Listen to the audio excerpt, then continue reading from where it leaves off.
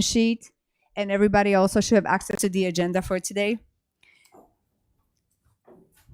Again, this meeting is open to public, and we encourage and welcome members of our community to come and observe the meeting. I would like to call our meeting to order at 5 or 4 p.m. Our first agenda topic is 1.1, call to order and introductions. Before we begin introductions, we need to be mindful of using a microphone, just like before, when we speak, because the meeting is being recorded for public viewing. I'll start with the introductions. Welcome, my name is Susanna Finn. I am the Curriculum and Instruction Coordinator, and I'll pass this on here. Stephanie Church, Special Services Instructional Coach and Coordinator. Brianna Rivera, 6th grade ELA at Las Brisas.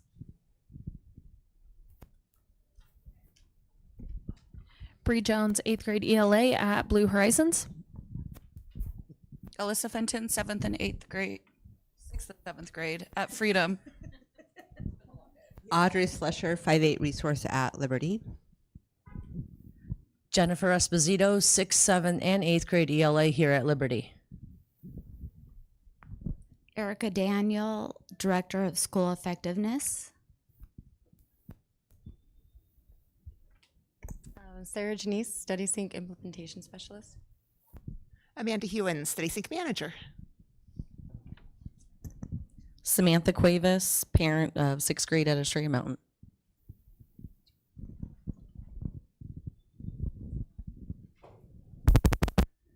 You might want to use this one. And then finally, Kevin Eddington, your trainer with McGraw-Hill and Study Sync this evening. And we have Tasha. Natasha Camp, Assistant Superintendent for Educational Services. Michelle Welch, 8th grade West Star.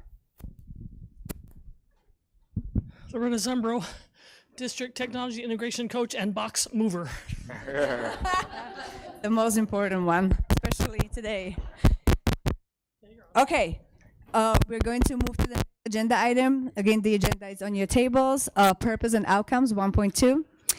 Our purpose is to recommend resources that will support and enrich the curriculum, taking into consideration the varied interests, abilities, learning styles, and maturity level of all of our learners. As a committee, we will recommend resources that will stimulate growth in factual knowledge, critical analysis of differing sides of issues, literary appreciation, aesthetic values, and recognition of various societal values. As a committee, we will place principle over personal, opinion and reason above prejudice in the recommendation of resources of the highest quality in order to assure a comprehensive collection of resources appropriate for the complete education of all students. Our outcome will be the vendor showcase for McGraw-Hill Study Sync 6th grade. 6th grade ELA primary instructional resource. During this meeting, teachers will be trained to pilot the resource. Moving along to agenda 1.3, vendor showcase and teacher training for McGraw-Hill Study Sync ELA. So the committee will now showcase the ELA instructional resource and train the teachers on how to use the resources for the pilot. And I am going to pass this on to Kevin if his mic is not working.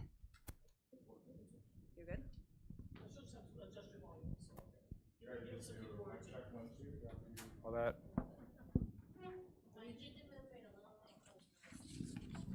Oh, move it closer to me. Oh, okay. So, you don't want that. You definitely don't want that tonight. You know what? How about...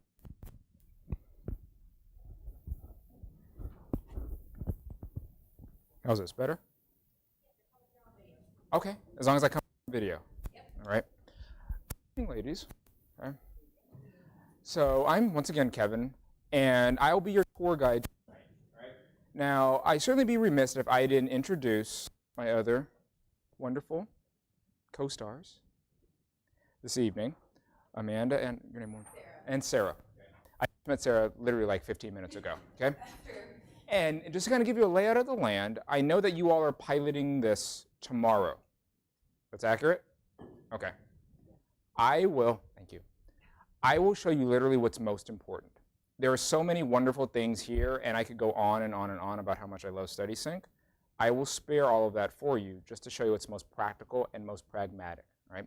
Also, just to kind of give you a heads up from a logistical standpoint, I have to depart tonight at about 6:15, 15 minutes early, just so I can make my final flight out tonight, just as a heads up for you, okay? So in those last 15 minutes, you are in more than capable hands with these lovely ladies, right? Once again, I'm going to give you an idea from a logistical standpoint. I know you all loaded lots of things into your car, okay? So in your car, your student editions, if I'm not mistaken, when you open up your boxes, they'll look like this. So these are going to be the individual singular binds of your thematic units. Now, let me show you, thank you, Amanda, to show you basically what's in here. Okay? There are going to be 6 thematic units, and each and every one of your 6 thematic units has a corresponding sort of series of binds, if you will. Okay? For the sake of the pilot, just to make things a little bit easier for you, we've bundled all 6 of them together, so it's all in one easier manual for your students to be able to take forth. Okay? If you would prefer to have these individual smaller binds, that's another option as well in terms of the printing for you. Okay? So you just have a couple of different options for you in terms of how students can access the content. Now what's here is all of the same resources that you're also going to find online as well. Okay? Now for you all as teachers, you all have your teacher's editions and your manuals in front of you. Now to give you a layout of the land, the first volume, because you have 2 volumes of your teacher's editions, first volume is going to cover thematic units 1, 2, and 3. If I can just make a parallel. Okay? So volume 1, 2, and 3 goes with the very first volume of your teacher's edition. The second volume goes with the final 3. Okay? So you don't have to pull these off of your shelf, both of them at the same time. Okay? So it can basically, at the semester break, if you will, if you implemented this at the very beginning of the year, that's how you leverage those resources. Now, when you log into StudySync, people have, and if you haven't done so yet, I encourage you to follow along with me. Okay? So you'll find your respective classes where it says StudySync. Okay? And you can find any class, and you can pick any class that you like. It doesn't make a difference. Same destination. Right? And when you ultimately log in,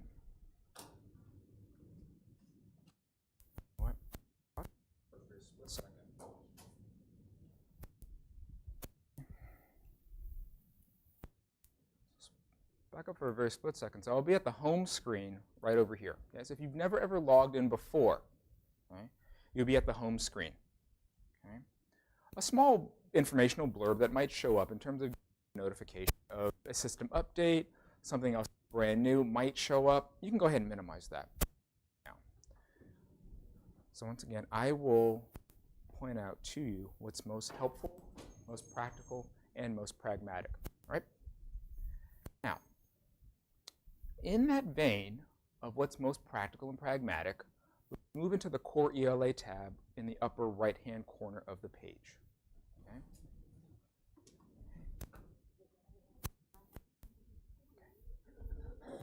Should I wait for you? Should I wait for you? Okay, okay. Okay. All right. So while we're in Core ELA features, Core ELA is going to be your best friend, because that is where all the standards, all the reading, all the writing, all the grammar is going to be housed and found. Okay? Whenever you get lost, go back to the Core ELA. Okay? When I do my trainings, and they're 8 hours long, I make teachers write the sentence down.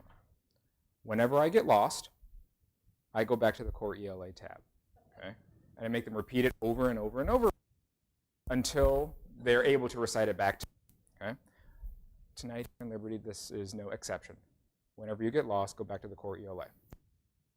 Now, below where it says Core ELA, you have access to your grades. And that's one of the beauties of StudySync, is that you have access to every secondary. Middle school, certainly everything through high school as well.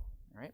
And for my coaches in here, it's also a great benefit for you because you can just move from one grade to the next. All right? For our illustrational purposes tonight, I will go into 6th grade tonight. Select whatever grade levels that you are going to be implementing tomorrow. Okay. So going to 6th grade right now, and I'm going to move down past the program guide, the overview, and the scope and sequence. It is all wonderful information. It's things that you're not going to use on a daily basis, I'll be honest with you. Okay. So one thing that you are going to use much more frequently is and are and will be your thematic units. Okay. So the next thing I'm going to show you might be noteworthy. You might want to jot this down. So you will see 6 thematic units. Each and every one of your thematic units will last you 30 days. And we've mapped this out on the pacing guide, and I'll show you what that looks like in a couple of minutes. Okay? But just from a real big picture, every one of your thematic units will last you 30 instructional days, ultimately yielding 180 days worth of material in total, so you're truly contained. In all of your thematic units, you have all of your reading, all of the writing. Grammar is also embedded as well. Yes? Those were based on how many minutes of instruction? Good question. So that is, in the pacing guide, it's about between 50 and 55 instructional minutes. I know that you all teach on 4 days out of the week, correct? Yeah. And then, blocks are much longer. and you have, is it 90? 90 to 120. Okay. Okay. And so in that instance, when you look at the pacing guide, you might want to think about putting 2 days together, too. Okay, just from a logistical standpoint. Okay? I'll also share this with you from a logistical standpoint. I'll be incredibly honest with you. Sometimes if we might earmark something and we might say it might take 45 or 50 minutes, especially at the very beginning of the year, as you pilot this tomorrow, that time might be extended much further. Okay? So just I want to put this on record to give you all the grace to be the professionals that you are in your classrooms. So I don't necessarily be always tethered to time, too, okay, as you implement this. Okay? The other thing that I'll share with you, and this is another great advantage of StudySync, is that all of the testable standards are housed and covered within your first 4 thematic units, right here. Okay? So what's on the screen right now is everything that you all need to teach and cover to ensure that your students have full standards coverage and exposure. Okay?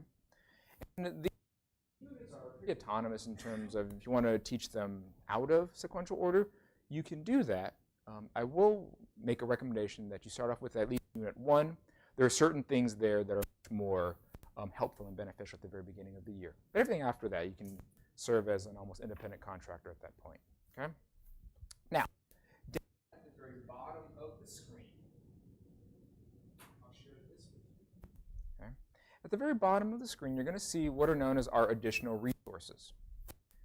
These resources that you, once again, might not lean upon on a daily basis, but there are certain things here that might be helpful and beneficial that you can leverage and dip in and dip out from time to time. Okay? So, case in point, if you were, let's say, if you had some more global international students here in your community, the Language Transfers Handbook can be incredibly helpful, as we're going to be citing and drawing from the International Phonetic Alphabet, just in case you need to help and have additional supports in that instance. Okay?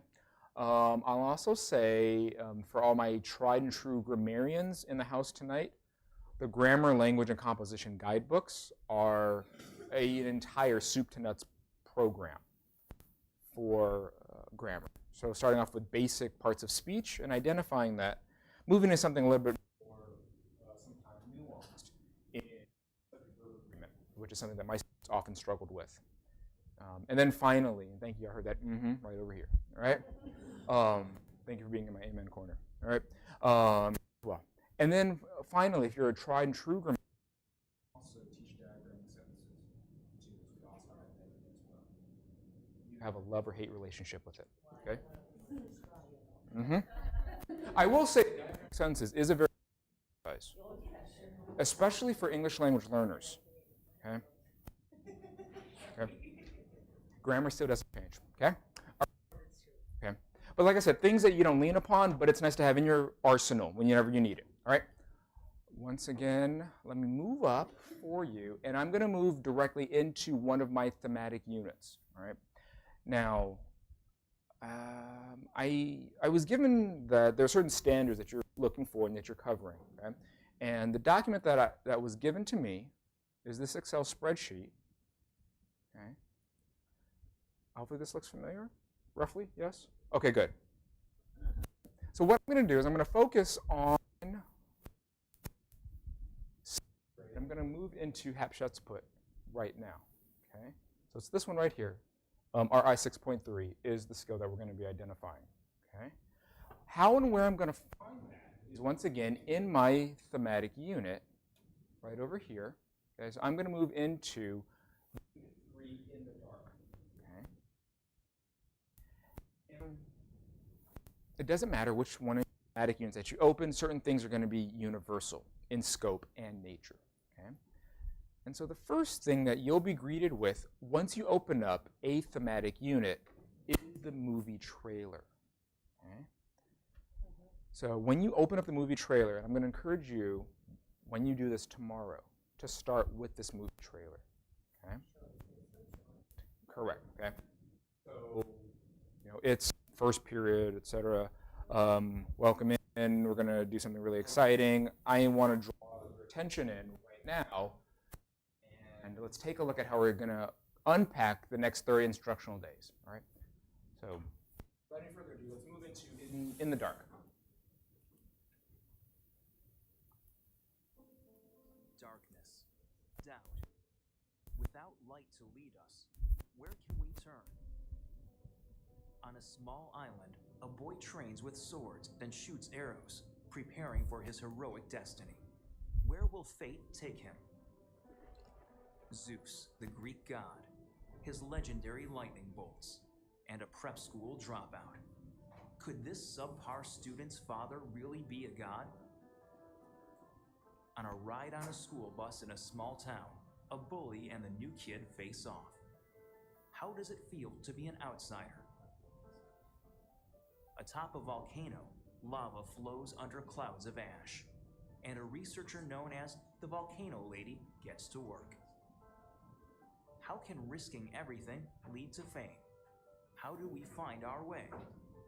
How do we know what to do when there are no instructions?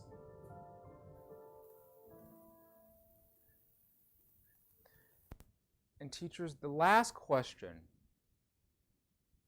in the video, how do you know what to do when there are no instructions? That's going to be your question. So everything that you read over the next instructional days is designed to answer and address that essential question. And every thematic unit is going to have a different essential question. Okay? I'm going to draw your attention to one more thing while we're here, and that's going to be your pacing guide. Okay? So, oh, by the way, from a logistical standpoint, when you look at the intro movie trailer, I highly recommend you be the sole person to play the video. So if your students are one-to-one and they have their own devices, I would not encourage every single student to play the exact same video at the same time. Okay? I just want to put that on record. Okay? Just from a logistical standpoint, just one. Now, movie trailer, I'm going to move into the unit pacing guide. Do you all see where it says the pacing guide by chance? Okay? All right. So the pacing guide down below is going to be for actual blueprint or standard coverage. In a word, what do I teach and when do I teach it? If you're a much more tactile learner tonight, educators, in your teacher's editions, you'll also see the pacing guide as well. Okay? If you just pull out the very first volume and you move to page number 4, Arabic number 4, you'll see at least the pacing guide for the very first thematic unit. Just so I want to give you just a visual frame of reference. Okay? Arabic number 4 in your unit, your very first thematic unit. Okay? Oh, perfect. No, you're great. Okay? And then if you turn a page, you should see all the days that line up. Okay? So she's on page 334, and you are in Okay. Yeah. Yeah. And it's just what I recall from memory. Okay. All right. Okay. So if you're looking for it, page 4, so go back. There you go. Okay. Okay. Okay. So I know not necessarily everybody in Mathematics Unit 1, but I just want to show you what a visual looks like. It is certainly in the confines of your print teacher's editions. Now, apples, oranges to oranges on the screen here is going to mirror what's in the print. Okay. So what I'll do right now is I'm going to move down the line, okay, and I'll move past all this intro matter and just unpack what are you looking at. Okay. So the very first page, the very first column is going to outline your instructional days. Now, one great thing about StudySync is that we are not incredibly dogmatic and rigid in saying that you have to be on this page by this date. Right? That's a little bit too structured. And we want to give you latitude to be the professionals that you truly are here in Liberty. So that's the reason why you're going to see a series of ranges for you. So in this sense, it's going to take me, or take us rather, we've got a couple of days to go through Percy Jackson's Lightning Thief. Okay? So between day 6 and day 8 is where we're going to go through the reading. Okay?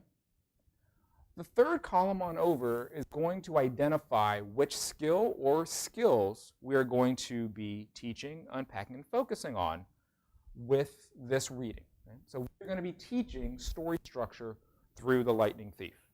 Okay? The fourth column is where you go for reteaching. Okay? Let me paint a scenario for you. What happens when your students don't get it? Okay? What do you do? So reteaching with StudySync is not the same exact lesson, just slower and louder. Right? That's not our reading strategy. You're welcome. Okay? We have a series of different resources that we use in order to be able to teach that skill. Those are known as the spotlights. Okay? And the spotlight skills take a different approach for teaching the same skill. Okay? It's much more universal. And then the final column is the spiraling and the skills practice, as we always continue to echo back to previous instruction. Okay? So, rough, big picture. What do I teach and when do I teach it? Okay? Now, what I'm also going to encourage you to do is, if you're following along with me online, we'll scroll down. Okay? And you are going to notice, as you continue to scroll down, you're going to see the numbers will begin to reset themselves. Okay? When you scroll down, you'll see how the numbers will begin to reset themselves. Okay? And don't be. Okay? Right. And what I'm going to comment on next is the extended writing project. Okay? Your extended writing project, teacher, is going to show up halfway through your thematic unit. Day between day 14 and day 17, just to give you a rough estimate in terms of times and dates. Right? Now, the reason why your extended writing projects show up halfway through the unit is that your students are now going to apply these and the skills to their writing. Okay?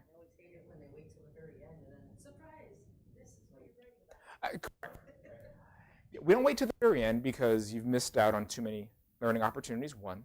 Secondly, we don't on the very first day because we haven't taught you anything yet. Okay? So if I gave students a narrative to write on day 1, it probably wouldn't be that strong. Let's wait halfway through a thematic unit. That can easily improve the scope of the writing. Okay? If you're a tactile person, just turn one page over. It should be in green where it echoes the day 6, or page 6, if you will, if you're following along with me, plus or minus in the teacher's edition. All right. Okay. All right. Next, after that, I'll move us on down. Okay. And you will see the last and final days, day 29 and 30, are earmarked for your assessment. So day 29 is all about review. Day 30 is your actual end of unit assessment, right?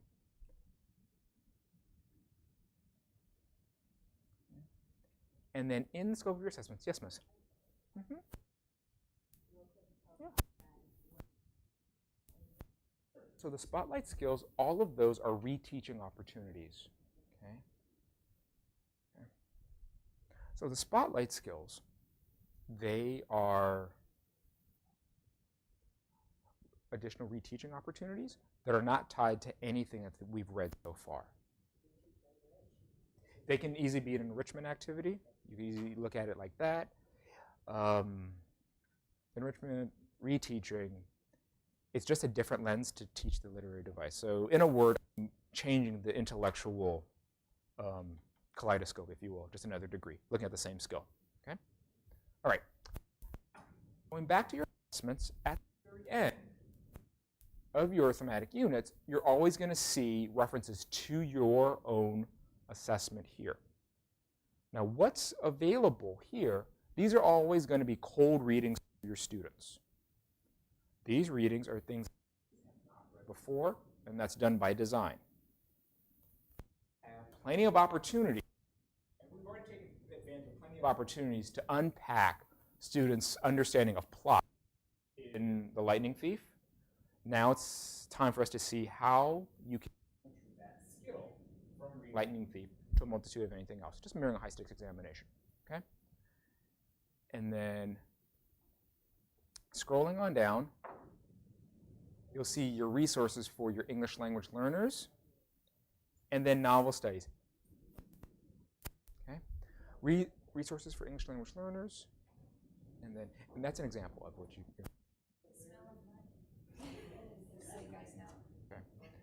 Okay. I have a funny story about this. Okay. Okay. I'll say when. Okay. All right. Okay. So you're going to see your English language learner resources are separate resources with a different lens and focus in terms of making the text a little bit more approachable for students. You can sub on out some resources for these students, and they'll still be part of the same thematic unit. They'll be part of the same essential question. Just some readings will be swapped. Okay? And then finally, there are certainly not the options available. Okay? Okay? All right. Any questions, comments, concerns about the pacing guide? Yes?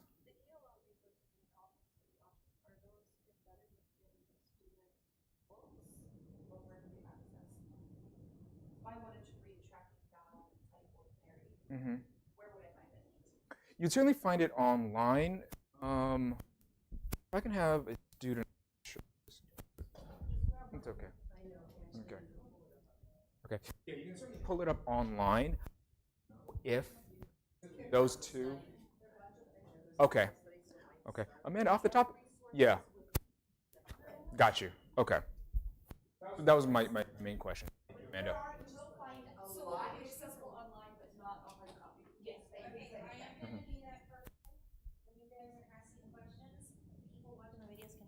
Answers.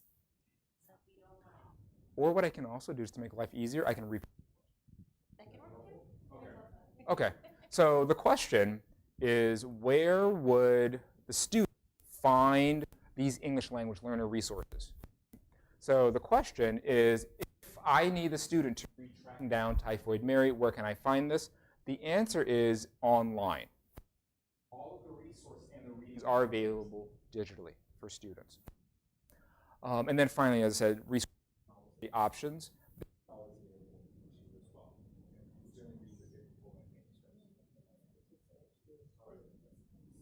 Yes. Okay.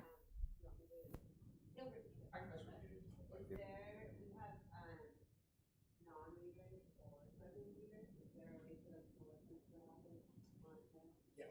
So the question is, you have more fragile readers. Am I putting this, can I use that term? Yeah. Okay. You have some fragile readers in your classroom. Are there audio supports to those students? The short answer is yes. So all of the readings that are part of the core ELA tab have full audio accompaniment that go along with it. And I'll show you what that looks and feels like in a wonderful question. Okay? All right. let me leave this in the background right now in the interest of time, and let's move directly on over into the meat and potatoes of this evening, and that's going to be in the integrated reading and writing found on the left-hand side of the page. Okay? So we are still in, so let's, when you get lost, okay? Somebody's listening, it's wonderful, okay? And now integrated reading and writing on the left. So once you're integrated reading and writing path on the left, that's access to everything. Right? So just give you, I'm going to close out of Hapshet's put right now and just kind of give you big picture overview of what we're doing here in our thematic units. Right? First things first is after you have played the video, you move into your instructional path. And the first thing that I'm going to do is move us, I'm just going to talk about it, I'm not going to open it up right now. It's called the blast. The first thing that you see on the screen. Okay? This is the big idea. Click on the arrow, and then it's going to drop down. It's going to say blast. Okay? Okay. So this is how you're going to open up the thematic unit. Okay? So when you start this tomorrow, we go top to bottom. Okay? And that's also going to correspond with your pacing guide. We'll just go top to bottom. And you don't have to make too many instructional sort of decisions. Just there's top to bottom. Okay? What the blast is going to do is the blast is going to build upon your essential question. Okay? Right, you know what? Actually, let me open it up. Okay? I take that back. Let me open it up. So hit the button. And where it says preview on the right, that is going to show the student preview. So that is going to be an exact facsimile of what your students are going to see. Okay?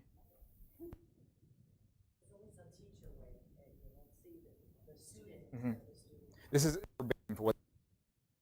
It's also nice to model this as well for students. Especially if you're implementing this tomorrow, they will certainly have questions about what does it look like. You can model this. All right? So while I'm here, I'm just going to scroll on down.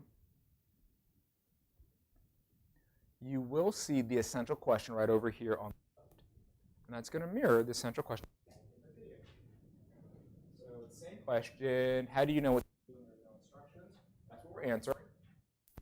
And then when we scroll on down, first thing you should see is the background. Okay, do you see what says background? Okay. And just scroll down a little bit and you'll see where it says background. It's just literally just where the reading is right there. Right there. Perfect. Okay? Back to the readings.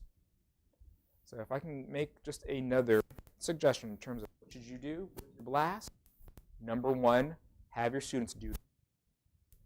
Okay. Everything goes back to the reading. Okay. Okay. And so one great thing about the blast is that this is also how we incorporate more informational text into the classroom. So there's always going to be an informational text-based reading, and there's a writing activity that goes along with it. Okay? So number one, we go through the readings. The second thing that we can do is we can study quick poll question over here on the left. And when you take a look at it, it is going to serve as a survey of the popular vote for students. Okay? So you can, doing blast electronically works really, really well. But let's just say the internet goes down. Can you do this in a non-one-to-one environment? Short answer is yes. There's other options for you to be able to do that.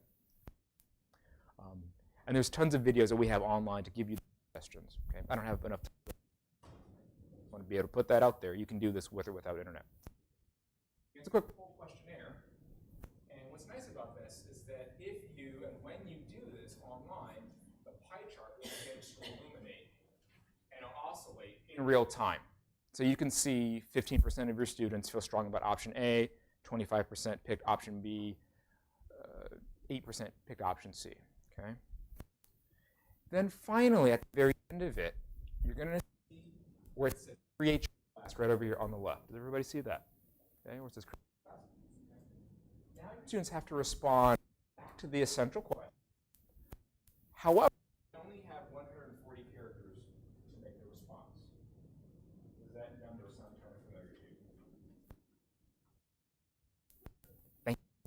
Okay? I'm the tech person, okay? Yes. X. So your students are leveraging a social media type-like response that they might be familiar with. And the reason why we do this is that we want to give your students the opportunity to take a stance on something. This lays the groundwork for future thesis statements when we get to our extended writing project. So imagine taking a tweet, a zeet, whatever you want to call them now, okay, and turning that into a thesis statement, therefore turning that into a much longer writing project. So going from the micro to the macro. That's something that I would kind of start off in your instruction or whenever you start. Okay? So those are going to be incredibly helpful. Always going to be at least three blasts in the thematic unit.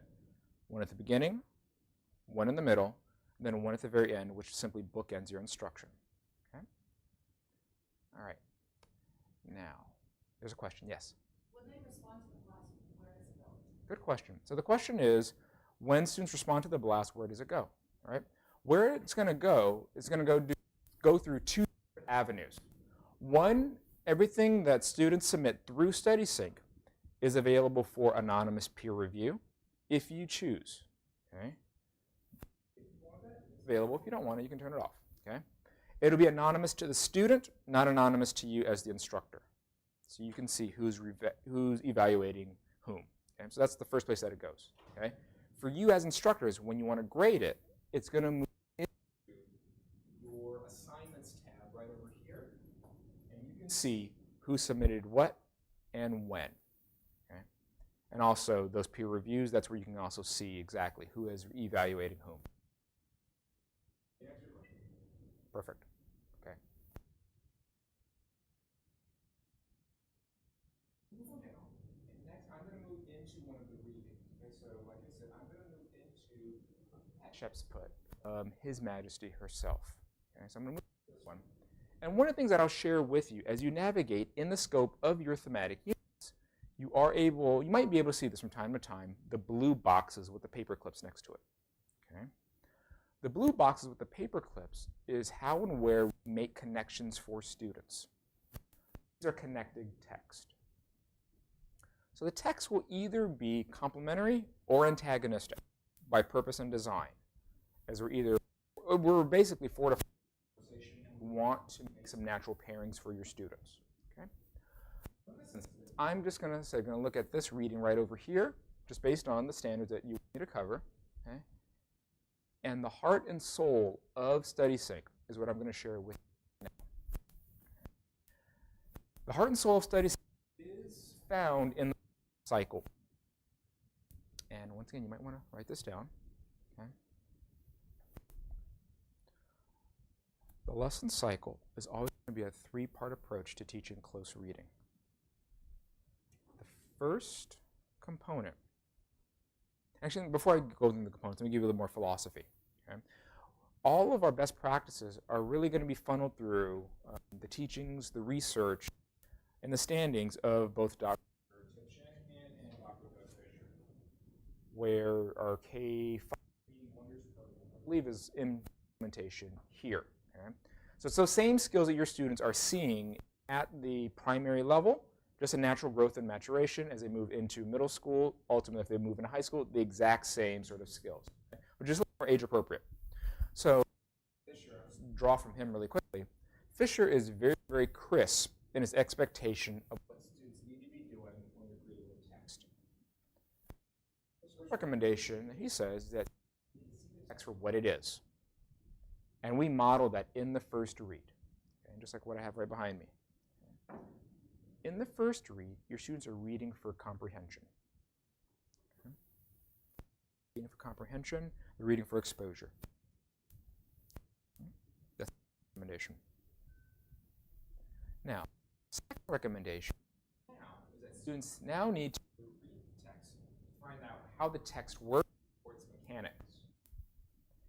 And we do that in the skill lessons. Structure, the best practices. First read and then skill.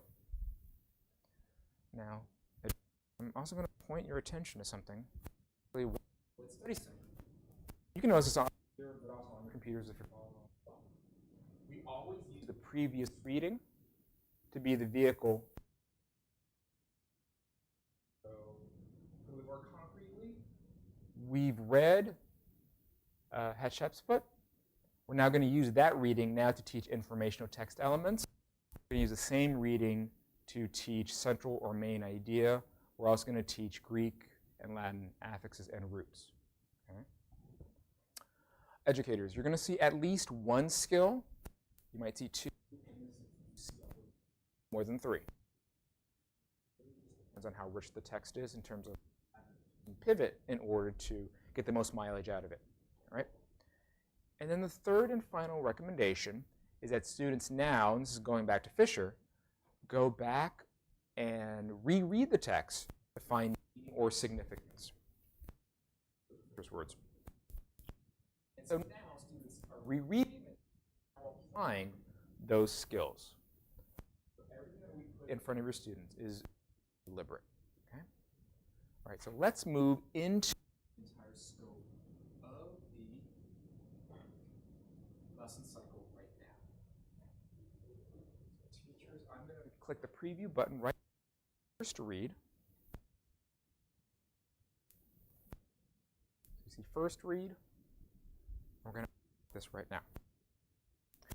The first thing that I'm going to see, and the majority of the time you're also going to see this as well, is the movie trailer.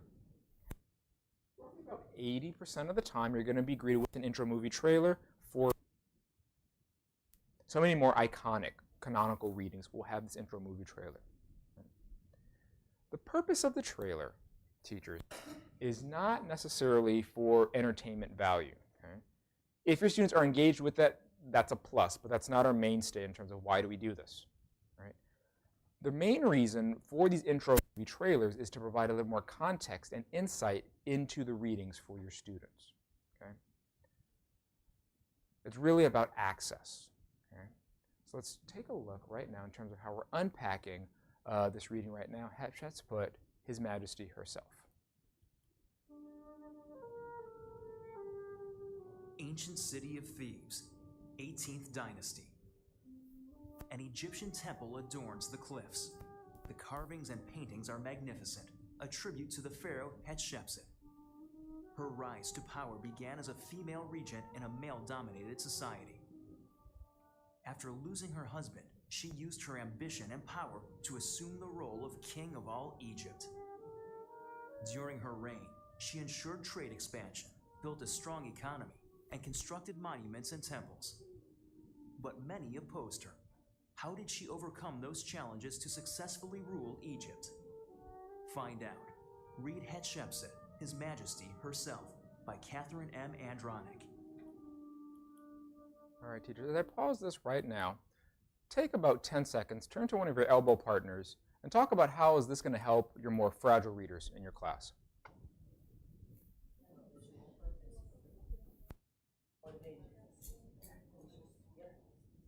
You're a parent, right? Yes. Okay, okay, okay. You can talk, you can talk. Okay. How do you think this might maybe help your child? Totally, totally.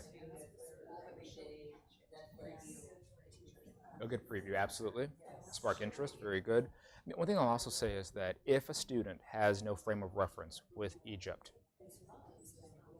context is good, okay? This is designed to give that student, your child for instance, that added advantage, okay? So just as I said, I think it's a helpful way to kind of build that bridge for the students, okay? All right, A+. Okay, all right. All right, teachers, let me go ahead and just pull everybody back together. Okay, let me just go ahead and pull everybody back together, okay? All right, so if you can just shout out to me, and I'll repeat what you say in the interest of this recorded evening, what are some of the conversations at your tables in terms of how is this going to help your students?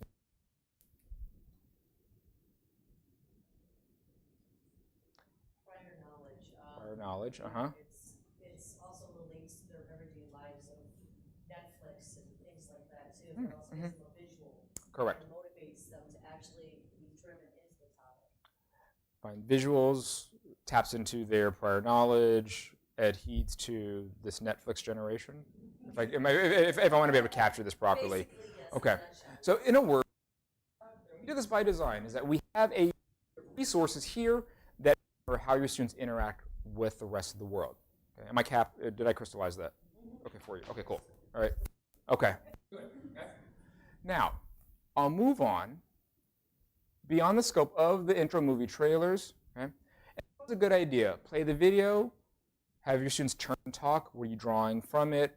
One of the things that I also can recommend is having students watch the video, maybe take some notes, and then when we're done with the close reading and after we've read it, did you find the readings match the video? Okay, that's a good way to kind of leverage it. Okay, all right. And the videos aren't very long, but it's really just enough to give some background and some context for students. Okay, now the most important thing is we're going to move directly on over into the reading. So move just to the right, past the intro movie trailer. We're going to go to part 2 and go on down to the read. And at the top, you'll always see some sort of detailed bullet points in terms of what's while they're reading. Right? So just kind of give an additional series of instructions for students. Okay? In this instance, what should you do before, during, and after you read? Sometimes I've seen on average, you might see prompts that encourage connection, text to text. Okay? But you'll see things that vary from time to time. All right? Now, when I move on down the line and get access to the reading here, the reading that's in front of you right now from a digital standpoint is also going to be the exact same reading for students in the print. So there's equitability in terms of how students access this, either in print or online. The words are literally exactly the same. Okay? Now, if I'm going through the readings, I want to make the readings as approachable as possible. And Study Sync and McGraw-Hill really are on your student's side here in Liberty, okay, in more ways than one. Let me share this with you and share how I make that statement. First things first, educators, I want you all to click the numbers button right over here on the right. Okay? Click numbers. Okay? Okay. Okay. Now, when you click the numbers button, one thing you'll notice is that now you're going to have numbered paragraphs. If I'm teaching poetry, I will either have numbered lines or numbered stanzas. Okay? The reason why we did this, educators, is that how many times have we wasted precious instructional time telling a student to go to the 5th paragraph? Okay? Okay. Everybody in here can relate to this, as we have all wasted a lot of precious instructional time. Okay? Now, you turn on the numbers button, we just move directly to where we need to go. In your print books, all the numbers are automatically there, just so that we make things even easier for your students. So there's a relation between print and digital. Okay? Second thing that we also do to really also be on your student's side is we need to create a culture of being active readers. Creating a culture of active readers. Okay? Growing up, I had a reading coach, and she shared something with me as a young child I never ever forgot. When she said, Kevin, reading is a full contact. Never ever forgot that. Okay?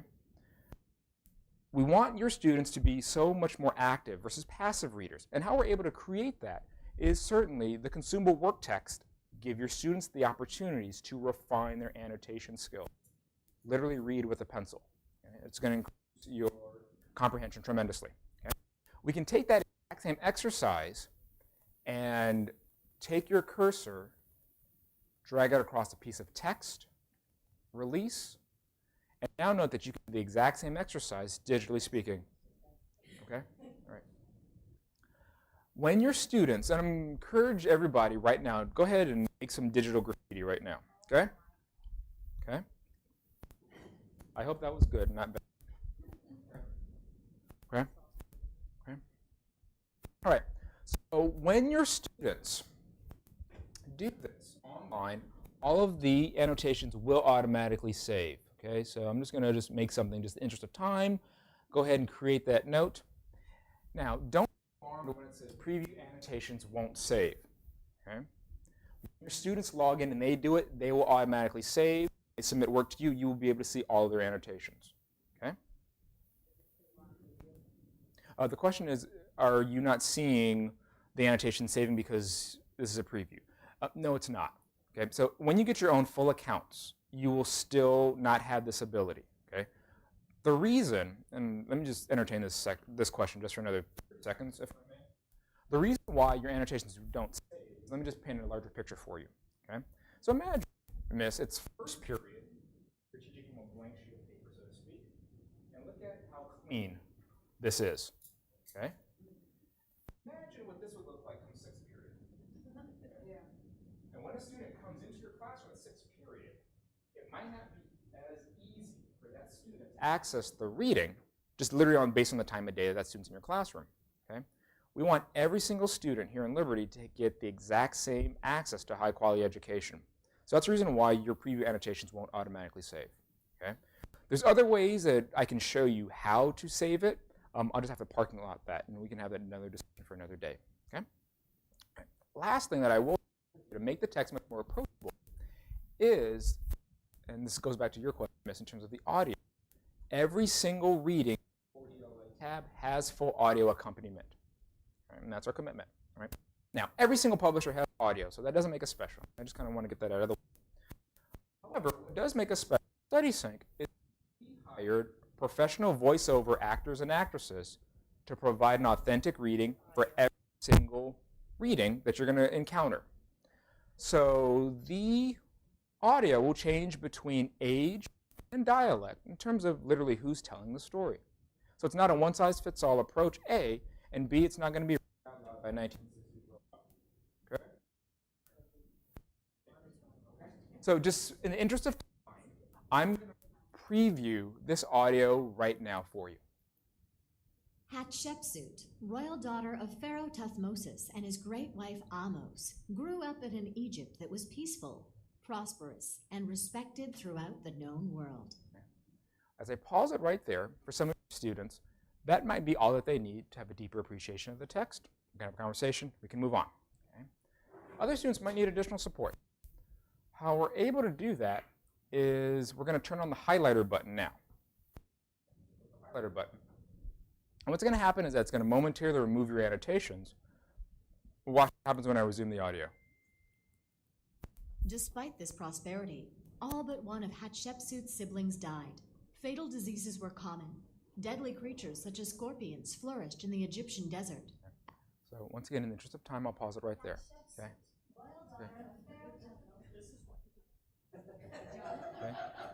So you can see our stuff works on every single computer. All right.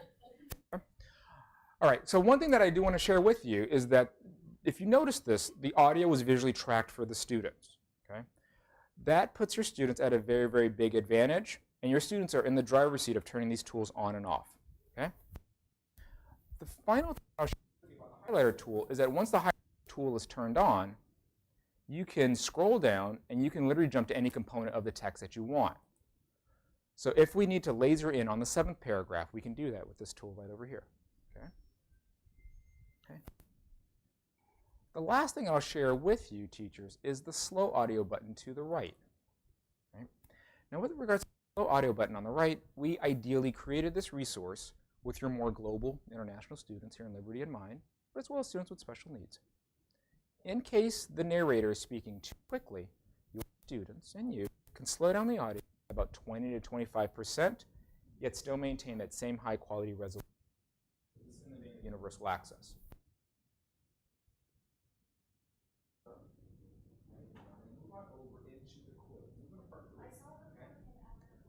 So at part 3 with the quiz, you're going to have upwards of 10 multiple choice questions for students.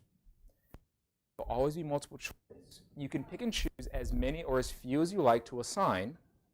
And the best part about this is that they will also be auto-graded for you. Okay? They'll always be auto-graded for you. Okay? They will be auto-graded for you. You don't do the grading. Okay? Okay. You wanted that on record? Yes. Okay? So all of the multiple choice questions, we will grade them for you. Okay? Question, yes? The quizzes don't have the text-to-speech feature. In our overall assessments, yes. So when we take the end of unit assessments, yes. We don't have that for the quizzes. Okay? I'm sorry, to repeat the question for record, the question is, are there audio supports for the reading quiz? Unfortunately, there are not for the reading quizzes. It's for the readings as well as for your end of unit assessments. You can have audio supports there. Yes, question.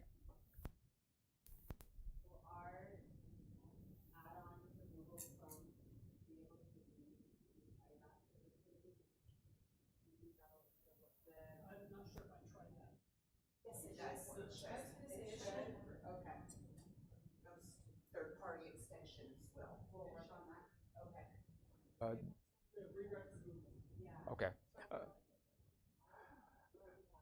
Okay. The question, just as for the record, is will your Google extension extend to text-to-speech features? I don't know. I hope I'm capturing this correctly, and the short answer is yes. Okay. Okay. And for the record, it does work. Okay. All right. Let me move on over into part 4, which is going to be our think questions.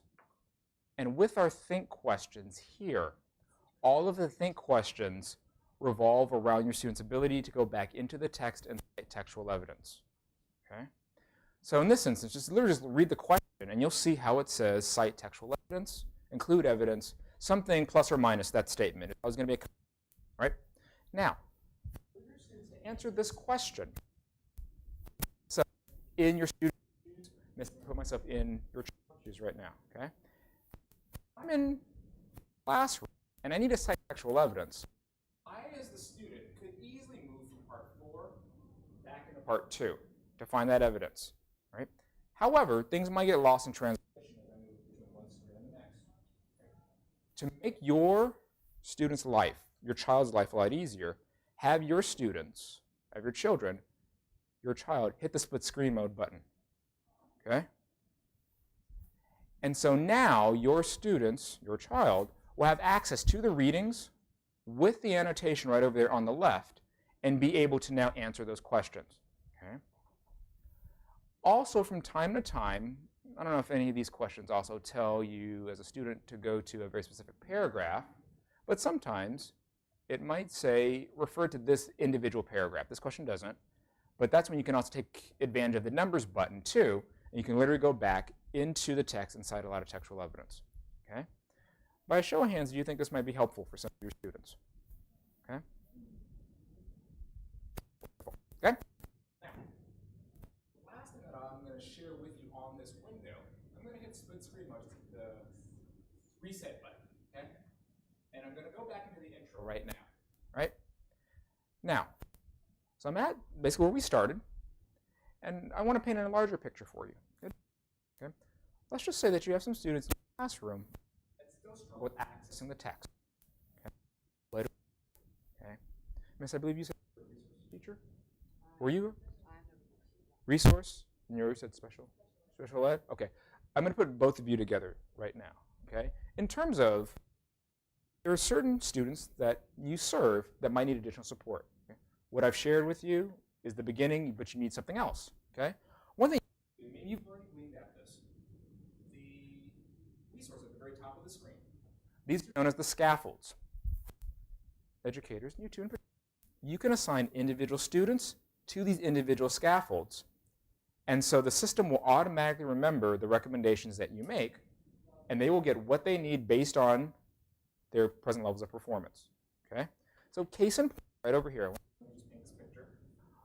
Let's say I have a student in my classroom who's a beginning level English language learner. Okay? That. So when you drop on down, you're going to see a button over there. It says scaffolds. Okay? Now, let's just say that that student also has an international background, and let's just say that they would benefit from seeing some resources in their home or native language. Okay? Just some resources. The reading will still be in English, okay? But just some resources to kind of aid and assist with them having deeper appreciation and something a little more familiar. Okay? So let's just go to Spanish right now. Right? So when I move on over here to the left-hand side of the screen, I'll go into the scaffolds. And you'll see when I scroll down, I have some speaking frame sentence starters that are designed to keep me accountable to the video. just see those things on the left-hand side of the screen. Okay? Now, I'm going to move on over to the right, and I'm going to move on over into the actual reading. Okay? And I'll move left to right. Okay? So when I go to the left here, you see some key definitions right over there on the left. In students' length. Okay? So I have my terms that are available. In this instance, English and Spanish, I have the term, I have the definition, and I'll scroll down a little bit just to be able to kind of denote that. Sure. Okay. And then finally the image. Thank you so much, Amanda, for your assistance right there. Okay? Amanda's going to help you out in this. Okay? So I have my visual on the right in case that it's still unclear for a student. Okay? Now, when I further scroll on down to the right, you'll see how we have those language level summaries for your students, literally based on the language that you had selected. Okay? And there is audio accompaniment that goes along with it for that student. Okay? All right. And then scrolling on down below, and the reading is still in English for students. You don't have to access the text. We just want to make it more approachable for your students. Okay? In the interest of time, teachers and parents, I'm going to bypass the quiz and move on over into part 4, which is going to be our think questions right over here. Okay? Okay. And I want to draw your attention, teachers. I want to draw your attention to the format of the scaffolds, in which here we have these pre-built templates for students to be able to fill in the blanks. So at the beginning level, I not only have my sentence frame starters, but when I go to the bottom, I also have a word bank that I can draw from as well. Okay? So the student can draw from the word bank, literally fill in the blank from that word bank, and then hit the copy of my response, and it'll drag it right on over. So now students have to create a composition.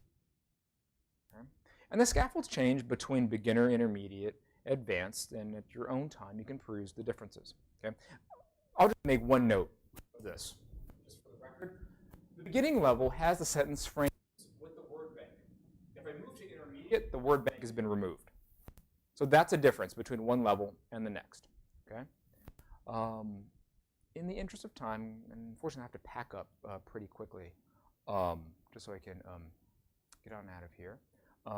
Oh, by the way, if you need to print anything, go to the Actions button in the upper right-hand corner of the page. Okay. You can go and you can print these scaffolds off as well. Okay? Yeah.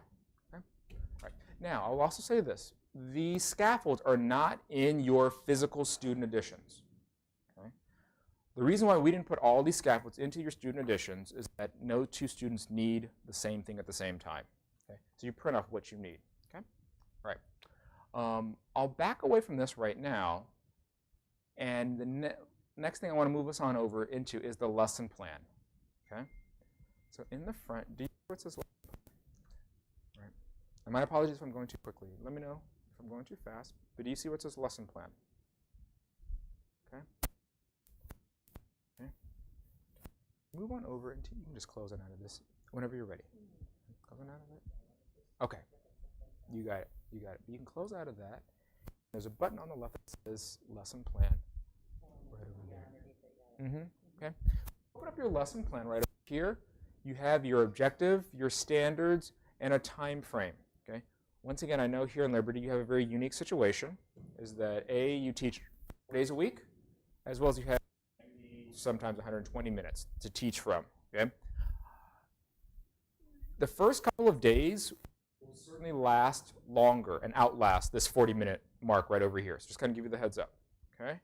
And then as you get more familiar with it, if you want to put 2 days together, you can do that. But I want to give you a little bit more freedom and flexibility to kind of just give you an outline in terms of how you're able to accommodate all of this.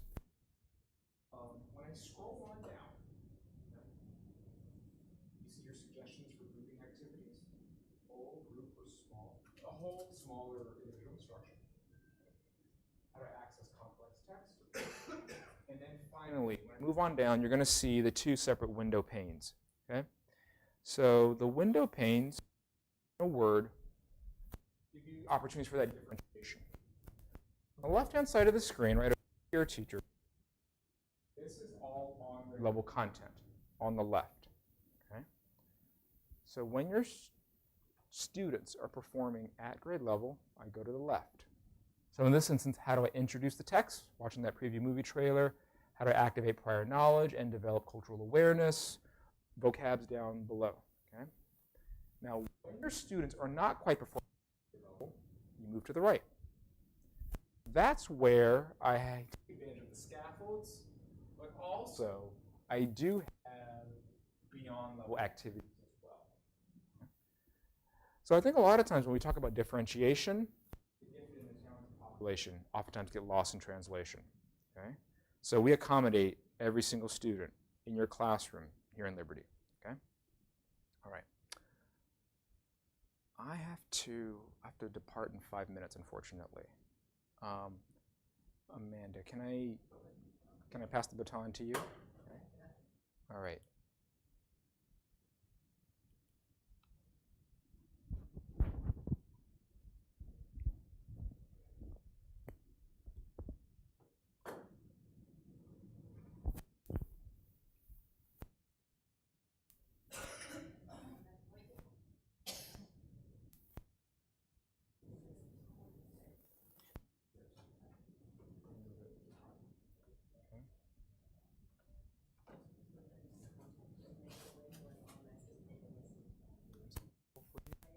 No worries.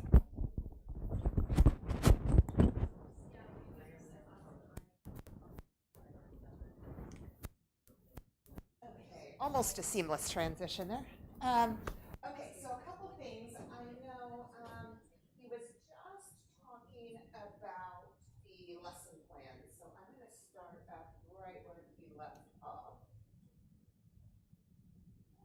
Was that sixth grade? Is that unit one? Sixth grade, unit 3 in the dark.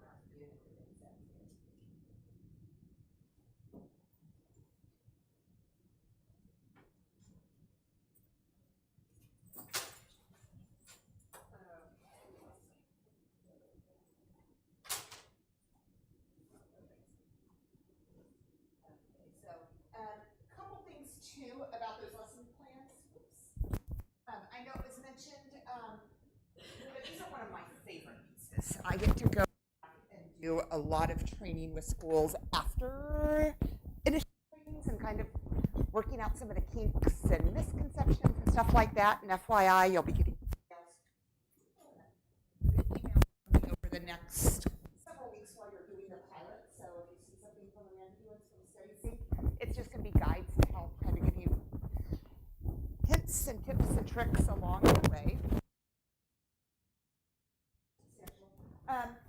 But one of them you'll probably see me mention a couple times is also these plans. A couple things I always like to point out too. One is if you're looking, and I've heard a couple people looking for specific texts with certain grade levels, and we always look at three things when we put a text at a specific grade. One is looking at that quantitative. What's that lexile range, right? You know, if you're a 7th grade teacher, most of your kids read within that specific lexile. So most of our text will fall there. One point I always like to point out as people are using it is the part of this accessing complex text. As we know, lexile is not the be-all and end-all. A lot of people don't know that Charlotte's Web and the Grapes of Wrath both have identical lexiles.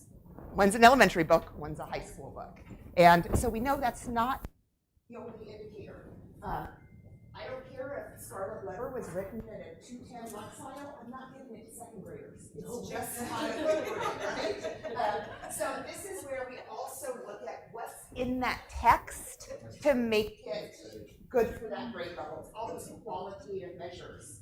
And as a teacher, I like this because sometimes it gives you that antenna on why is this text going to be tough for my 6th graders, my 7th graders.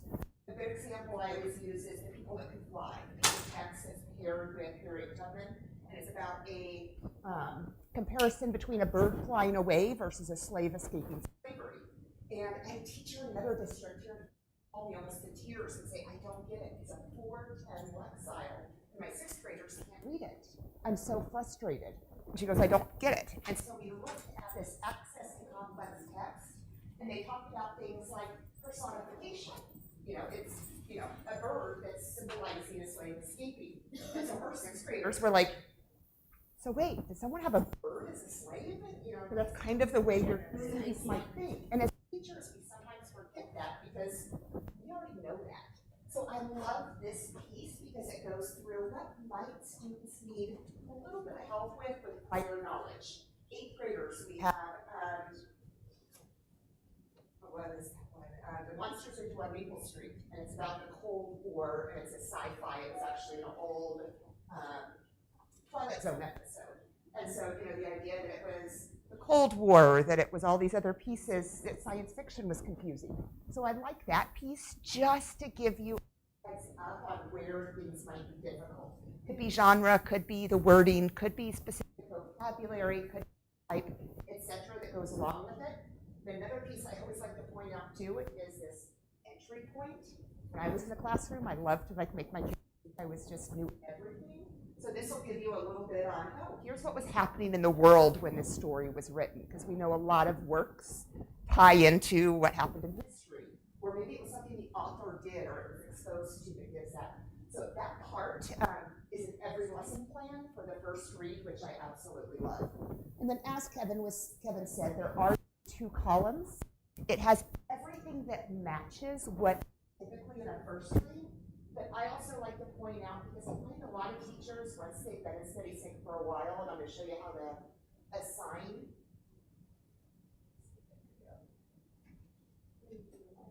Look at all my messy desktop here.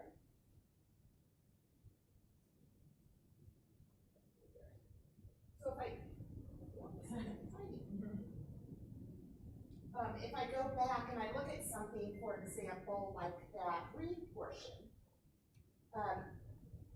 we have the audio, we have the supports if they're set, they can listen to it, we know we have those scaffolds, students can annotate, they can listen, but a lot of time you go, okay, what else can I do with this? And the lesson, and I always say this is where we hide some of our really, really good stuff, because look at that read section. Yes, we definitely want our students to read, annotate, listen, interact, but we include things like modeling. Do our kids need help figuring out what new words are? Utilizing context clues. Do I remember how I was taught to do that in college, or does that always work? I know a lot of you guys are experienced teachers. You might have great ways to do this, but if you're like me when I was in the classroom, I teach it first hour, it went great. Taught it second hour, it went great. By fourth hour, the kids all looked at me like I had 4 heads and didn't know what in the world I was talking about, and I'm scrambling trying to come up with plans. These really have some good pieces. Anything you see in the plans in blue are designed to be those quick formative assessments. Are my kids getting it? You can take and use it as you see fit. There's additional annotation guides, so you can always use those. More formatives. We even have additional text questions in here. So maybe you just want to do a text talk or a Socratic seminar. You don't have to create your own. We have them here. Anything in our lesson plans you see in pink is an answer. So those are available as well. And again, both sides, you'll have the beyond, different activities, things like sorry, wrong number for our struggling students. We have a video that shows what a switchboard looks like, because how many of our today know what a telephone switchboard is, but yet they're reading a whole story about it. So there might be some of those links in these lesson plans as well. And at the bottom, you'll find all of our lesson plans, right, and all of the answer keys. We also have those skills lessons. As a quick FYI, these always follow a gradual release of responsibility model.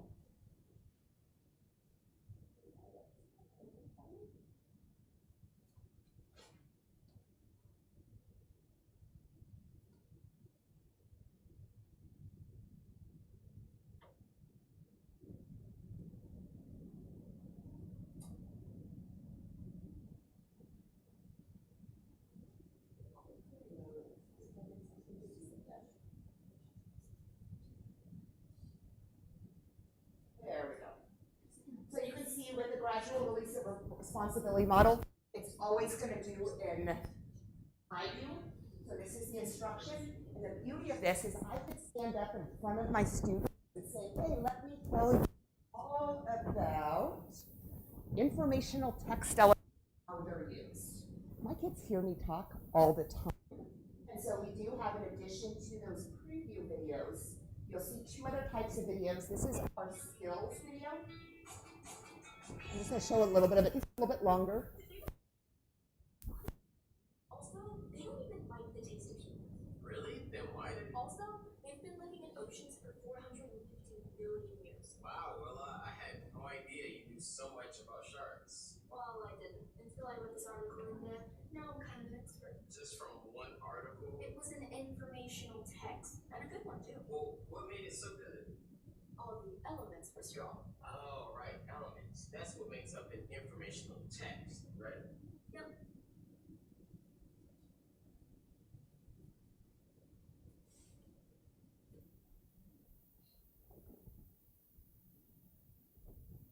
So you're gonna always find in an informational text a thesis or a main idea. Like for example, the main idea in the shark article was that sharks are. The nice part about these is, one, they're a little cheesy. I'll tell you right now, Will especially, or some of the eighth graders make fun of them. Oh, yes. I lean into it. If you haven't watched like Disney Channel or Nickelodeon and seen like High School Musical, they kind of feed into the cheesy. So it's kind of the same. But you can tell they give this great information that students are going to remember better than you saying, oh, the elements of informational text. Okay, we're going to have, you know, the thesis and what this is. Kind of they talk about it. They hit those different concepts. Students remember. And every single movie, whether they're in 6th grade, 7th grade, 8th grade, if it's about the same concept, the same video is going to show. And some teachers say, oh, well, why if I'm looking at 6th grade informational text versus 7th grade informational texts, why aren't there two different ones? And the fact of the matter is the definition hasn't changed. They are going to grow. We know that K-12 ELA standards are the same, K through 12th grade. They just grow in complexity. We're giving, for each of these videos, kind of that top level. What they pull out of it can be different as they age. And I kind of always go back that I know how a bill becomes a law, and it was not because of my great high school or middle school teachers. It was Schoolhouse Rock. And these kind of work the same way. I've been in so many schools that kids make fun of these, can almost quote them. Believe it or not, they actually try to sometimes. It's okay, they're so cheesy, they'll pay attention. Yes, so. they do. Yeah. And then there's always a vocabulary lesson with those, again, scaffolds if needed. And these just go into what are those different terms. So again, reinforcing those vocabulary terms based on that standard. And whenever you look at our skills, you're going to find they perfectly match up with whatever text it was. That's actually one of the reasons we choose those particular texts and match them with those skill lessons. And then by the time they get to the model section, this is the most important part, because what you're going to see when we look at the close reading, that reading routine, is that we have a writing prompt with that. And what this reading routine, smaller, what this reading routine will do is actually go through the text. And you can see, like, you know, it has a long pattern of male dominance, and it's interrupted, here's about the text. Let's look at how one reader identifies an anecdote to understand the complexities of the character. And note it actually uses our annotation tool to be able to kind of show where that is in the text.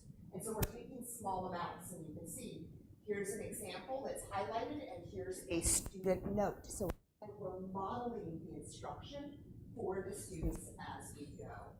It does it multiple times, and then it finishes up with a quick your turn, which is basically just one or two questions, couple questions about, do they understand what this standards-based theme is? These will still be in your DOK 1 and 2 levels, just like in the first read. And then the last piece of that close reading routine that you'll get to is our close read. And this is where we kind of put the bow on it, and this is where, when Kevin was talking about the first read is literal, and then we bring in that structural piece of the skills lesson, this is now putting that all together. I kind of look at it as a first read, we're reading as a reader. They're understanding who are the characters, what happened, what's the setting, all that fun stuff. Then we bring in skills, we get to understand that. And then the close read is really, they're reading it now from the writer's lens. They're looking at where all are those tools that we saw in the skills lesson and how they all go together. So here's where we put vocabulary. You can always move these. All of these are interconnected, so you could always move that up to the first read if you think if it's hard. And all of your students, not just those getting scaffolds, need to move up. So we have vocabulary available in the close read. We have that read, but now we include skills focus. So as students are rereading this text, we're asking them to find evidence that supports the author's main idea. That was one of our skills lessons, remember? So now they're having to dig back in. Maybe they're answering this written out as a question. Maybe they're having a class discussion and they're all trying to find different pieces like a scavenger hunt. Maybe I put these up on the wall and kids go around graffiti and add their answers to it. Or maybe they just highlight. Okay, anything in one, highlight that in yellow and add some notes on how you think that's important to the particular text. But those skills focus, and again, those are completely editable. You'll see when we go to assign, everything can be edited. So if you want to focus on just one or two, definitely fine to do. Thanks. If Sarah might. Ask Sarah, and if not, I have to. He's going that way. You pass right by the airport, right?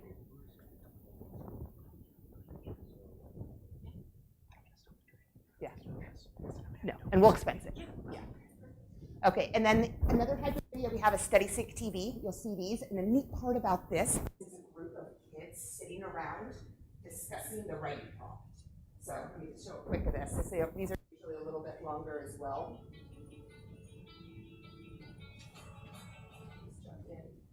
Its path to becoming Pharaoh. What is the understanding the details that she does? What does the process tell you about Hatshepsut's character? Organizes the information.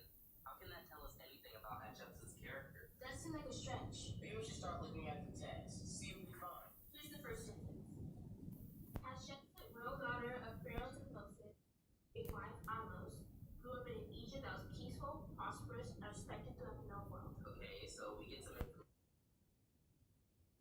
So you can see it's just students, and they're sitting talking about all of those different prompts and getting those different perspectives. A great way to get kids starting to think about that writing prompt.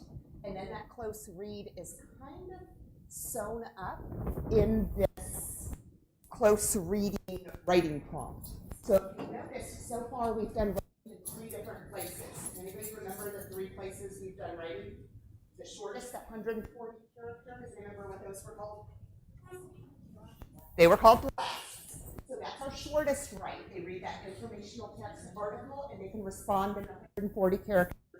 When you go to assign, which I'll show in a second, you can make it 280, just like Twitter or X does. You can also turn it into a full writing assignment if you prefer. So there's that flexibility there. Our second writing prompts were those short constructed responses in the first read.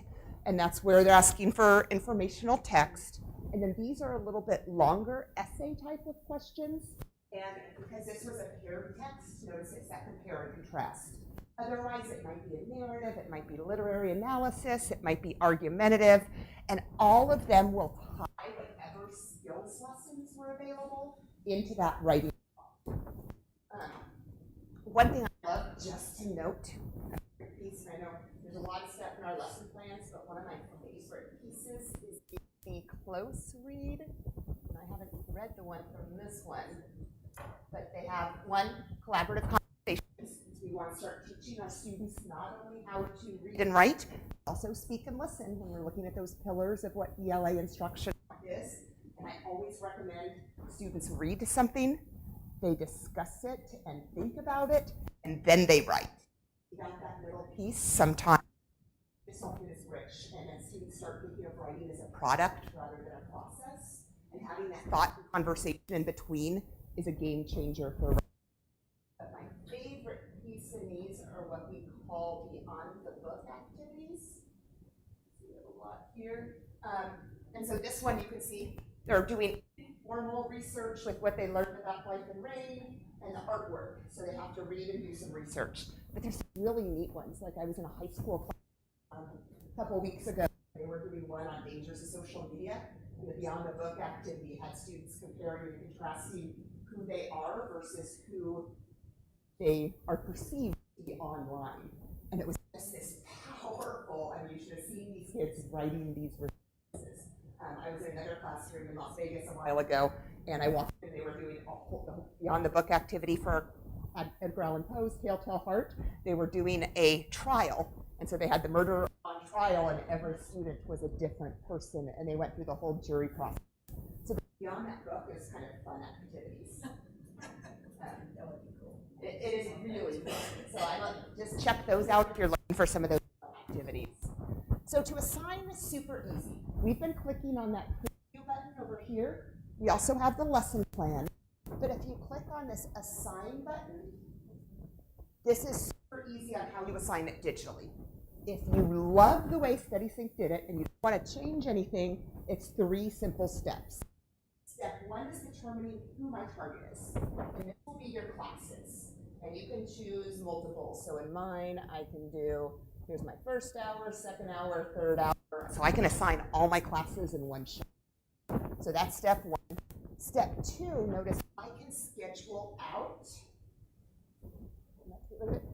I can schedule out when I want to assign this. So if I'm assigning on a Friday afternoon, but I don't want to be available until Monday, I can put the date and the times, end date, and if I'm doing peer reviews, because all 3 of those writing types I talked about so far, they all have that ability to do peer reviews where students can rate each other.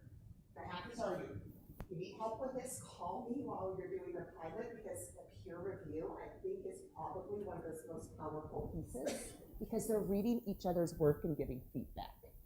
Again, I was in Las Vegas a little while ago. I convinced the teacher to try it. She was like, no, I'm worried they're going to say something, to each other that's inappropriate.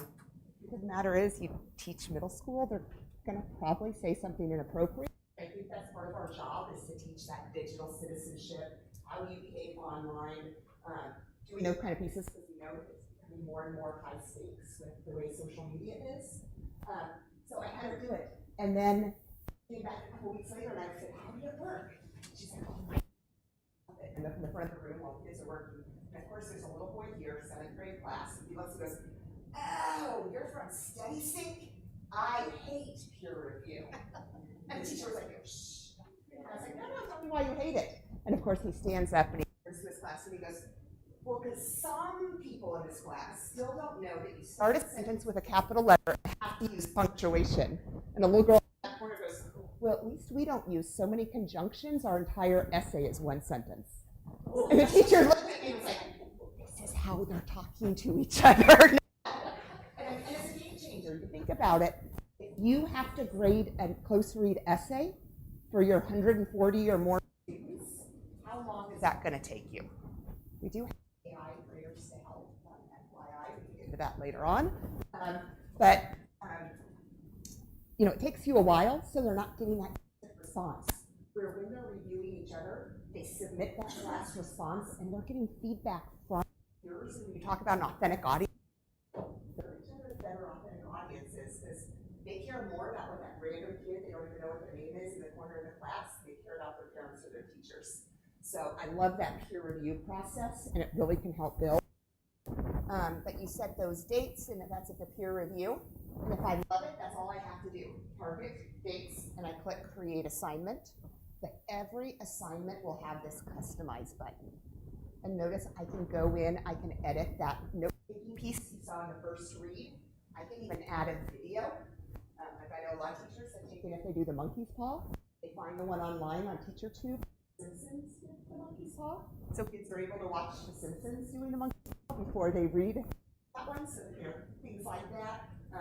Wild, the girl that hiked the Pacific Coast Highway, they usually link her journal because that's available online while she did it for that extra enhancement. So, or you can just type your own messages. And notice every aspect we've looked at can be turned off, on or off. So if I want to turn off those fake questions, because maybe we're going to do them as a class, all groups, instead of doing them electronically, I can turn that off. I can front load that vocabulary if I want. I can have that in the first read if I help my struggling students. And then I can even go in and, kind of select which quiz questions. So as you saw, as Kevin shows, there's 10. I can turn some of those off if I want. Really get in and hyper focus on specifically what I want, and then I can preview or create the assignment from there. And then, of course, they're all in my assignment list. Let me find one that I have done. Here is a first read from Barrio Boy. And on the grading side, you can see, as I said, or Kevin said, reading quizzes are automatically graded for you. So that's already populated. You can go in and see. I can see that they've given 2 peer reviews. They've received 2 peer reviews. On average, they got a 9.5.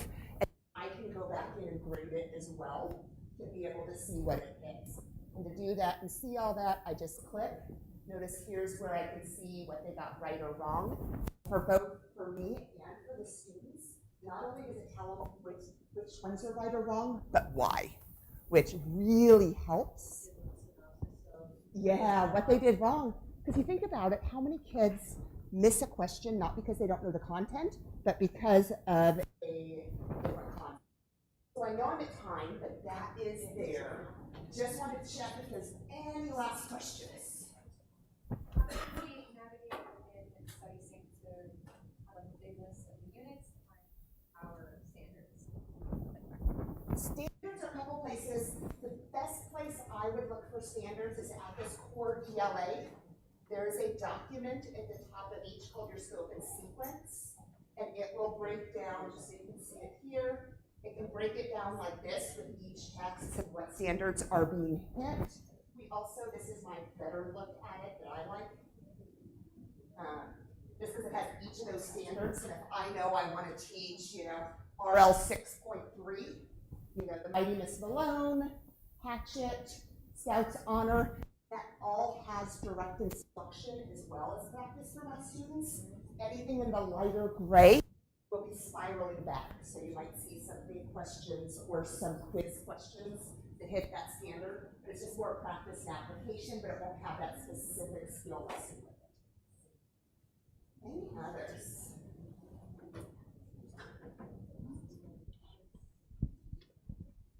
I know it's gone a little over, I apologize. As I said, you will be getting emails from me. Don't get them, check with your colleagues. I'll be sending the first one out tomorrow. I will include admin on that as well. And if you have any questions or you need assistance, just shout out. Actually, my mom lives in Victory and Verado, so I'm very close to be able to pop down.